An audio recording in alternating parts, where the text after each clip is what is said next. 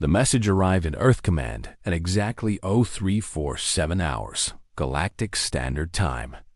Admiral Helena Cross was pulled from her sleep by her personal communicator, its urgent tone cutting through the darkness of her quarters aboard the flagship Vengeance. She knew before answering that something terrible had happened. The galaxy never called with good news at this hour. Ambassador Thomas Reed had been taken. The Velthari Dominion, a minor power in the outer reaches, had seized him during what was supposed to be a routine diplomatic meeting. They had killed his security detail. 6 good soldiers, dead on a foreign world, their bodies left in the streets like garbage. The Velthari High Council had issued a simple demand. They wanted the humans to surrender 3 border systems that contained valuable mining resources. They believed, as so many others had before them, that humanity would negotiate, that humanity would bend. They were wrong. Admiral Cross stood on the bridge of the Vengeance 12 hours later, watching the stars blur into lines of light as her fleet jumped through hyperspace. Around her, 147 warships traveled in perfect formation. Destroyers, cruisers, battleships, and carriers filled with enough firepower to crack a planet in half. The 7th Imperial Fleet was not the largest in humanity's navy, but it was the most feared. They had earned that reputation through blood and victory. The Velthari had made a calculation. They had looked at their star maps and seen that humanity was engaged in a trade dispute with the Confederation of aligned worlds on the opposite side of their territory. They had assumed that humans would not risk opening a second front. They had believed that one ambassador was not worth the cost of war. This calculation showed how little they understood about the species they had provoked. Commander James Okonkwo approached the admiral with a datapad in his hand. He was a tall man with kind eyes that had seen terrible things. He had served under Cross for 15 years, through 3 wars and countless smaller conflicts. He knew her moods better than anyone, and right now, her calm expression worried him more than any display of anger would have. "Admiral, we have received word from intelligence. Ambassador Reed is being held in the capital city on Velthar Prime. He is alive, but they have not treated him well. There are signs of interrogation." Cross did not respond immediately. She continued to stare at the view screen, watching the colors of hyperspace swirl like liquid light. When she spoke, her voice was steady and cold. "How many ships do they have in system?" "Approximately 80 combat vessels, their entire home fleet. They also have orbital defense platforms around Velthar Prime and 2 moons that have been converted into military installations. Civilian population? 4 billion on the homeworld. Another 2 billion spread across the system's colonies and stations." Cross nodded slowly. 6 billion lives rested in the balance of what happened next. 6 billion souls who had woken up this morning not knowing that their leaders had doomed them all. She felt the weight of that number pressing against her chest, but she did not let it show. A commander who showed doubt infected her entire crew with the same disease. The fleet emerged from hyperspace at the edge of the Velthari system, like wolves appearing at the border of a sheep's pasture. Alarms screamed across every Velthari world as sensors detected the human warships. The Velthari High Council had expected weeks of diplomatic exchanges. Strongly worded messages passed back and forth while they squeezed concessions from a reluctant enemy. Instead, they found themselves staring at enough military hardware to reduce their civilization to radioactive ash.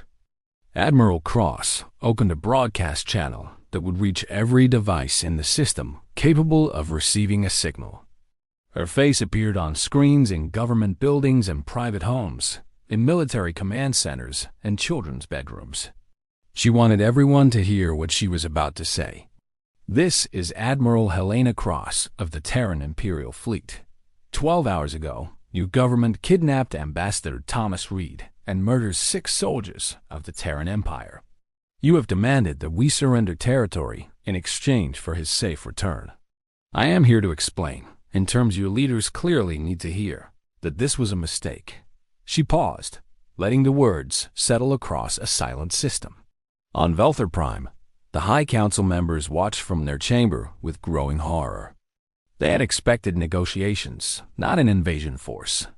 "You have 1 hour to release Ambassador Reed, unharmed, to my custody. If this demand is not met, I will begin the systematic destruction of every military asset in the system.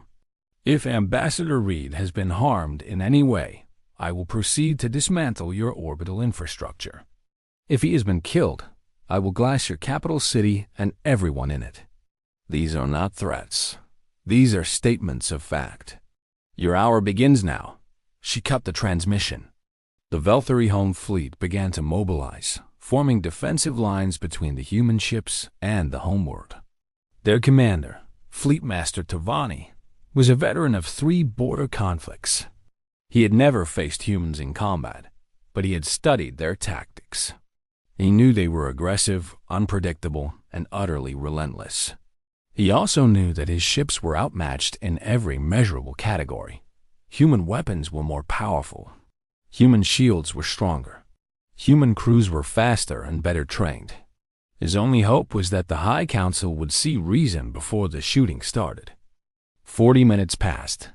The human fleet sat motionless at the edge of the system, a wall of gray metal and barely contained violence. On every human ship, crews worked in focused silence, running final checks on weapon systems and preparing damage control teams.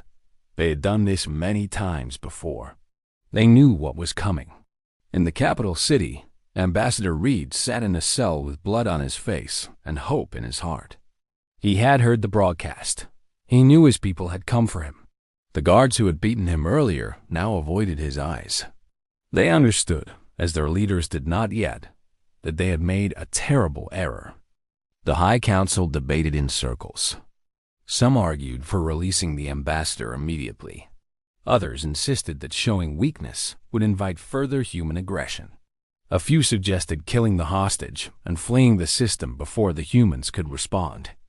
This final suggestion was abandoned when someone pointed out that there was nowhere in the galaxy far enough to hide from Terran vengeance. With 15 minutes remaining, Fleet Master Tavani did something unprecedented. He opened a private channel to the human flagship and requested to speak with Admiral Cross directly. "Admiral, I am not authorized to negotiate on behalf of the High Council, but I am authorized to protect my people. I am asking you, soldier to soldier, to give us more time. Governments move slowly. Change does not happen in hours." Cross studied the alien commander on her screen. He had the look of a professional, someone who understood the stakes and hated the politicians who had created this mess. She respected that, even as she prepared to destroy everything he had sworn to protect. "Fleet Master, I have given your government an hour. That is more time than they gave my soldiers when they murdered them. It is more time than they gave Ambassador Reed when they dragged him from a diplomatic meeting. I will not give them 1 minute more. Then we will fight. We will lose, but we will fight. That is our duty. Yes, and my duty is to show the galaxy what happens when someone harms a citizen of the Terran Empire. Today, your system will serve as that lesson. I take no pleasure in this, Fleet Master, but I will not hesitate." The connection ended. With 3 minutes remaining, a shuttle launched from the surface of Velthor Prime. It rose through the atmosphere on an emergency trajectory, broadcasting surrender codes and diplomatic signals. Inside, Ambassador Reed sat with his injuries untreated, surrounded by Velthori officials who could not meet his gaze. Admiral Cross watched the shuttle's approach on her tactical display. She had won without firing a shot, but she knew the victory was incomplete. The Velthori had acted out of fear, not respect. They would resent this humiliation and eventually seek revenge. But that was a problem for another day. The shuttle docked with the Vengeance at the 57-minute mark. Medical teams rushed Ambassador Reed to the infirmary, while intelligence officers took the Velthori officials into custody. Cross did not go to greet the ambassador. Instead, she remained on the bridge, watching the enemy fleet. "Open a channel to the High Council." The transmission connected. revealing the chamber where 12 Velthari leaders sat in various states of distress. Some were angry. Some were terrified. All of them understood that their authority had been exposed as an illusion. They ruled their system only because humanity had not yet decided to take it from them. Ambassador Reed has been returned. However, 6 Terran soldiers remain dead, and a diplomatic representative of my empire was tortured while in your custody. These actions require an answer. The senior counselor, a withered creature named Salthak, raised his hands in what might have been a gesture of peace. Admiral, we have complied with your demands. The crisis is over. Let us discuss reparations through proper diplomatic channels.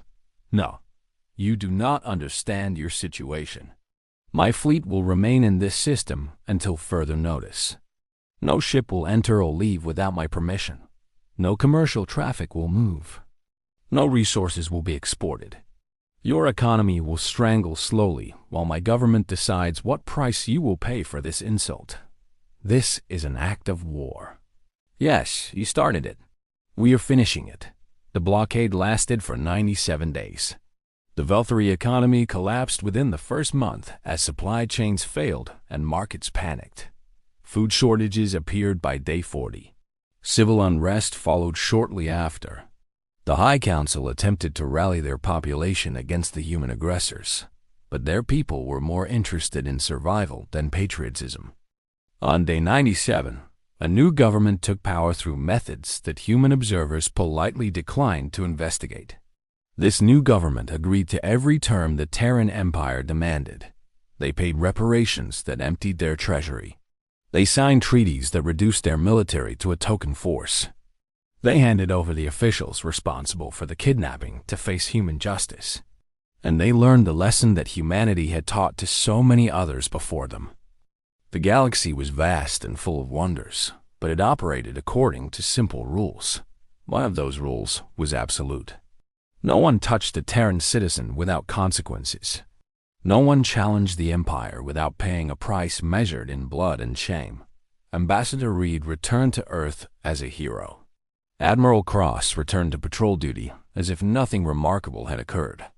The 7th Fleet moved on to its next assignment, leaving behind a shattered system and a traumatized population who would tell stories of this day for generations. In the great halls of power across the galaxy, other species watched and remembered. They had their own grievances with humanity, their own dreams of conquest and expansion. But they looked at what had happened to the Velthari, and they made different choices. They negotiated. They compromised.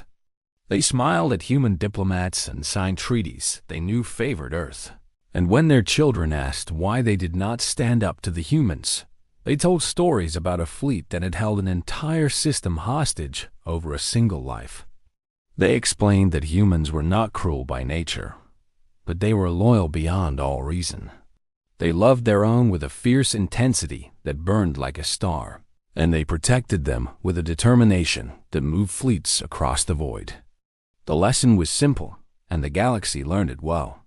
Some prices were too high to pay. Some enemies were too dangerous to make. And some species, when pushed, would push back until there was nothing left standing. Humanity was one of those species. The universe had learned this truth through fire and loss, through conquered systems and broken empires. Now the Velthari had learned it too. They would not forget. No one ever did,